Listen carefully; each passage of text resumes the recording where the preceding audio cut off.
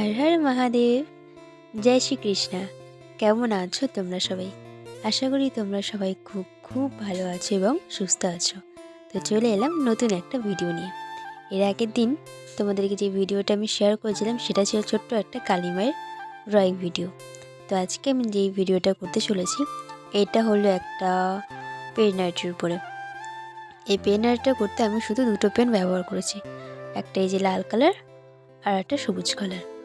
তো প্রথমেই আমি এই ফুলটা করার জন্য প্রথমে একটা পাপড়ি করে নিয়েছি, তারপরে আস্তে আস্তে সব কটা পাপড়ি করে নিয়েছি। তো পাপড়িগুলোকে আমি ডবলভাবে বর্ডার করে নিয়েছি।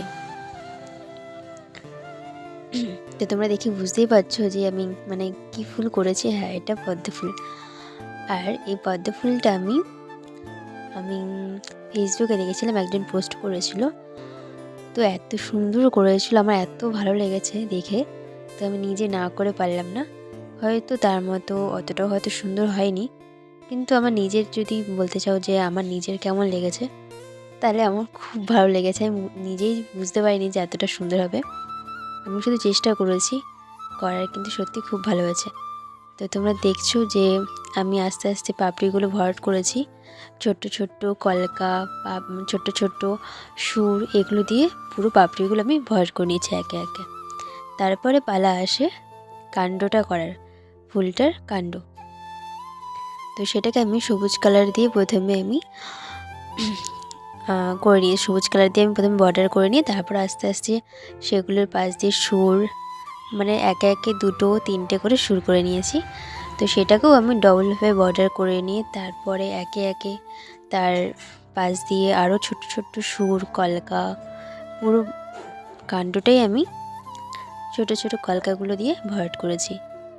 তো আমি এই আর্টটা যখন করছিলাম তো ভাবলাম যে এইটা তোমাদের সাথে শেয়ার করা যাক। তোমাদের কেমন লাগবে সেটা জানা যাবে যে তোমাদের ওটা ভালো লেগেছে কিনা। তাই ভাবলাম তোমাদের সাথে শেয়ার করি। আর আমার এই ধরনের পেন আর্ট করতে খুব ভালো লাগে, কারণ এর মধ্যে শুধু পেনগুলো ব্যবহার করি আর যেমনভাবেই টানি না কেন আমাকে সেটা আর মুছতে পারবো না। পেন যেটা দাগটা যে টানবো সেটা আমি দ্বিতীয়বার মুছতে পারবো না, সেটার উপরে কিন্তু আমাকে করতে হবে। আর আমি যতটুকু করেছি প্রায় পারফেক্টই হয়েছে। সুরগুলো আমি ভেবেছিলাম যে একবার টানলে হয়তো সেটা আসবে না, তাই প্রথমে আমি হালকা করে টেনে নিয়েছি সুরগুলোকে, কিংবা পাপড়িগুলো যেগুলোই দেখেছো। তো সেটা আমি প্রথমে হালকাভাবে টেনেছি, তারপরে তার উপরে আমি ডবলভাবে করেছি। কারণ যদি প্রথমে আমি ডিপভাবে করতাম তাহলে যদি একটু এবড়ো খেবড়ো হতো তাহলে একটু অন্যরকম লাগতো। পাশ দিয়ে এত গাড়ি যায় না। তো আমার প্রায় কমপ্লিট হয়ে এসছে। তো তোমাদের কেমন লাগলো এটাও অবশ্যই আমাকে জানাবে, কিন্তু যে তোমাদের এই পদ্ম ফুলটা কেমন লেগেছে।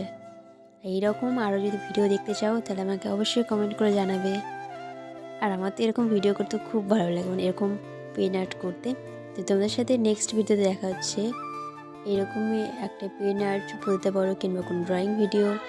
তো ভালো থেকো, টাটা, হর হর মহাদেব।